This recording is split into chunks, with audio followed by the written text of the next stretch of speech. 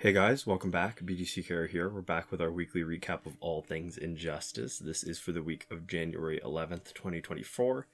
The current character challenge is John Stewart Green Lantern. That is a 1 week repeat. The required characters for that are Nightwing, Regime, any Regime character, and Doomsday.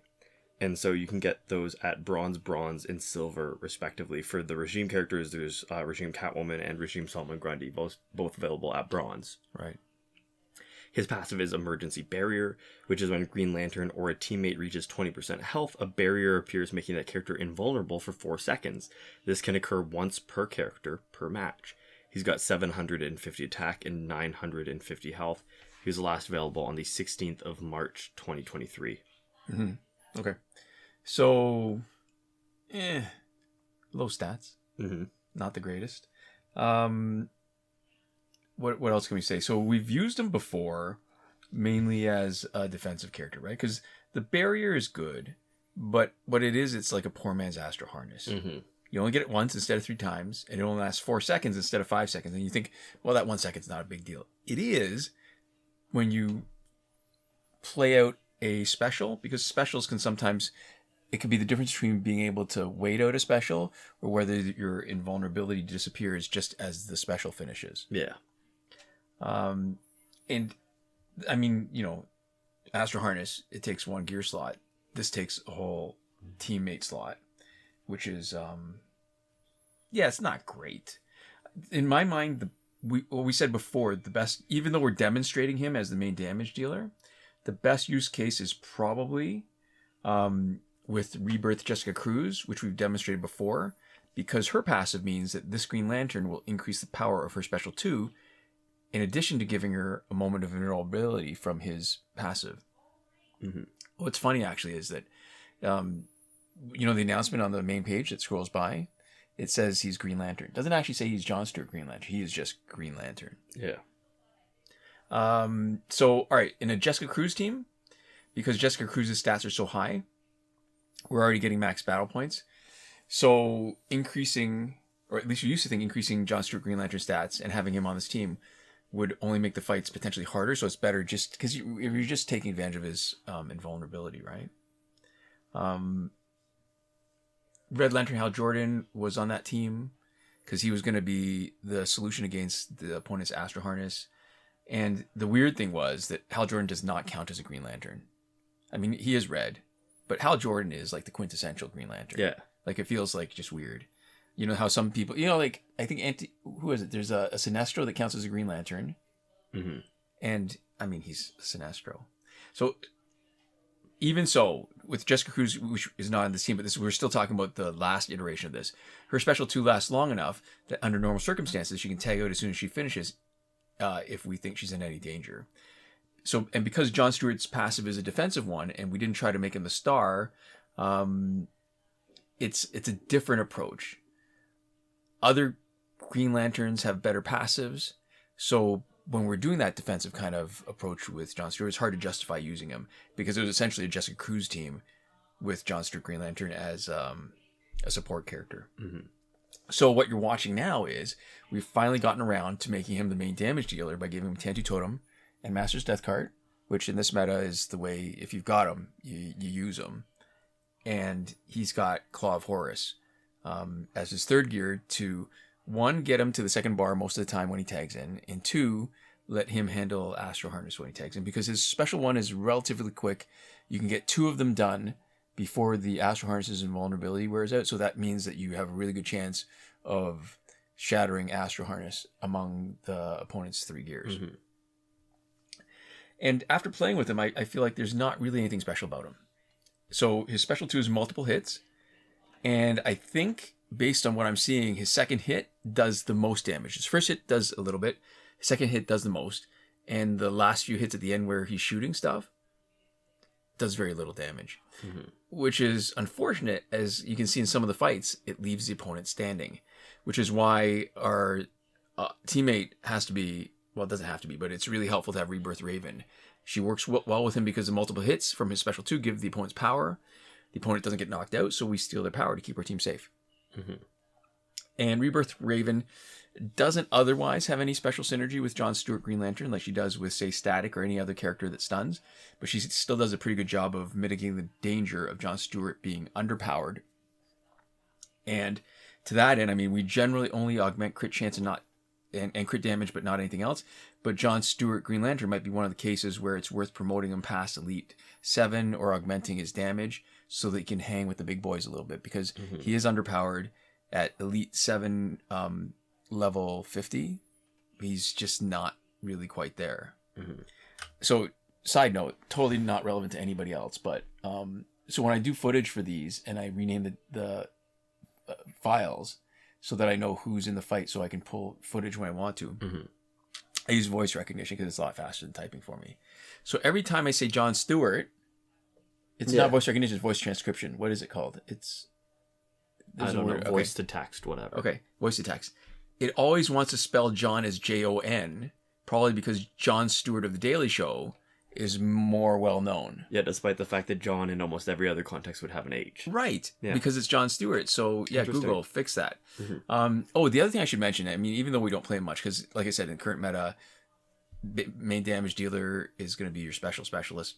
Basics on John Stewart Green Lantern have a really good rhythm, like it does with all the Green Lanterns.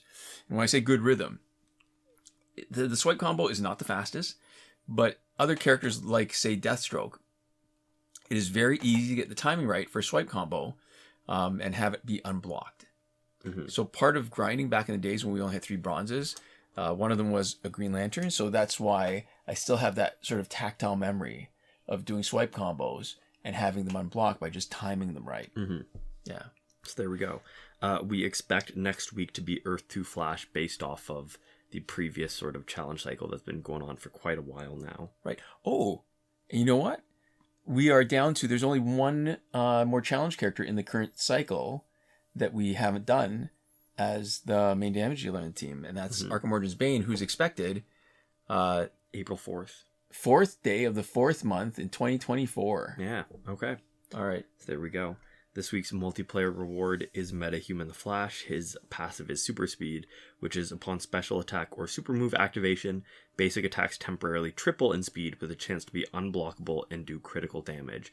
He's got 1,200 of both attack and health. And we expect Reverse Flash next week based off of the multiplayer reward cycle, which has also been going on for quite a while now. Yeah. So he's got decent middle-high kind of stats. And despite the wording on his passive, it isn't so much that he triples in speed, but that for each regular basic attack, he will hit 3 times. Yeah, so it like triples the number of impacts. Right. The passive lasts longer the more power you use. So super speed lasts longest after a super, which lasts longer than after a special 2. And the shortest is after a special 1. And he can be lots of fun to play if you give him power generation boosters, gear that does that for him, give him more unblockable chance with his sort of signature gear. Because after his passive triggers, Metahuman Flash generates power a lot faster because of all the extra hits, right? He gets 3 times as many hits per combo. Yeah. And he can generate enough power before his passive runs out so that you can do another special and trigger his passive again. So his signature gear, like I mentioned, hyperspeed plated suit is great because it's a power generation boost.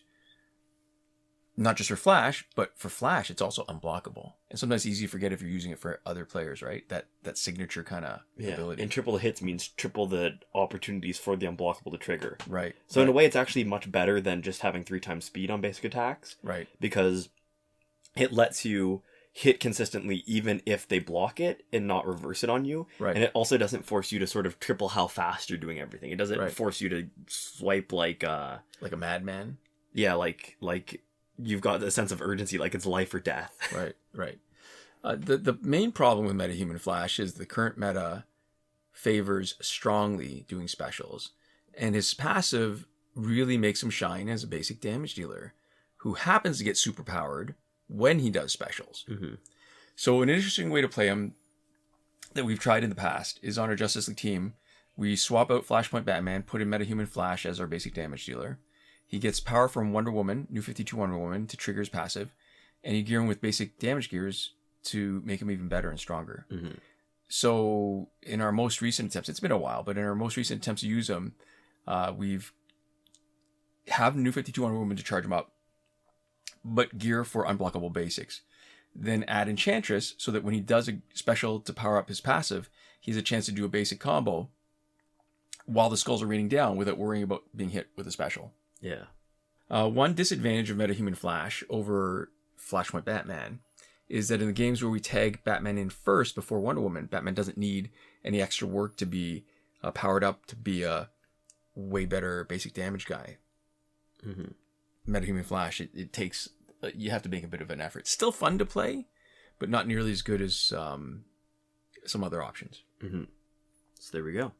Moving on to the store, we have the Flash Earth 2 bundle for $24.99 Canadian, all prices in Canadian, because that's just the info that we have. It's the only currency that matters. Yep. So that's a corroborate include in next week's challenge. It's sort of our second piece of evidence that Earth 2 Flash is going to be next week's. It comes with 100,000 credits. It doesn't unlock a copy in your store.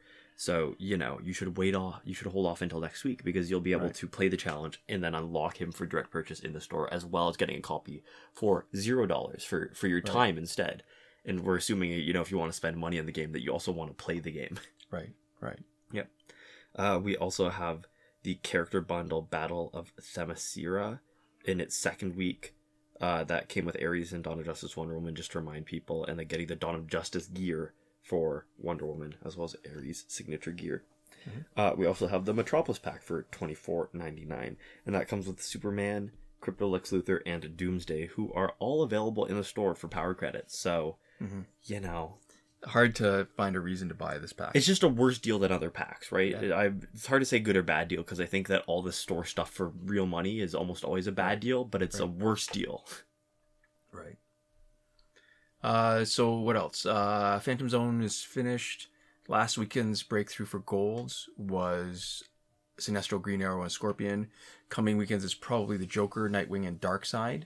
Link in the description to a thread in the Injustice mobile subreddit from Devlin16 that goes over the complete breakthrough cycle. Mm-hmm. So as far as current glitches go, we will go into more detail every time something significant changes, which did not happen this week. However, even if nothing changes, we still do a more detailed review once a month, the first week of every month. Most recently, that was a recap from last week, January the 4th. Mm-hmm. You can see a video tutorial for every working glitch in our playlist, current working glitches, that's linked in the description of this video. Yeah, and the main thing worth mentioning is that the challenge reset glitch has been confirmed to be working on John Stewart Green Lantern's challenge, which is the one going on right now. And just the quick reminder, while Phantom Zone is up, always check if you want to reset progress on one, you're going to reset progress on both. So somewhere in the back of your head, even on weeks that it's not up, think, do I want to reset Phantom Zone? And then right now your answer is, well, Phantom Zone isn't even around. But you never want to make that mistake, because it can be frustrating to lose progress that you don't need to. Right. Yeah. And to finish up, we'd like to give a huge thank you to our patrons on Patreon. That is Michael Devries, Irvin, Ruiz, Hoshi127, and Nora Klimek on the credited level, as well as the names scrolling past who have supported us during the pandemic. Thank you so much for your support, and thanks so much to all of you for watching. We'll see you next time. Komoda.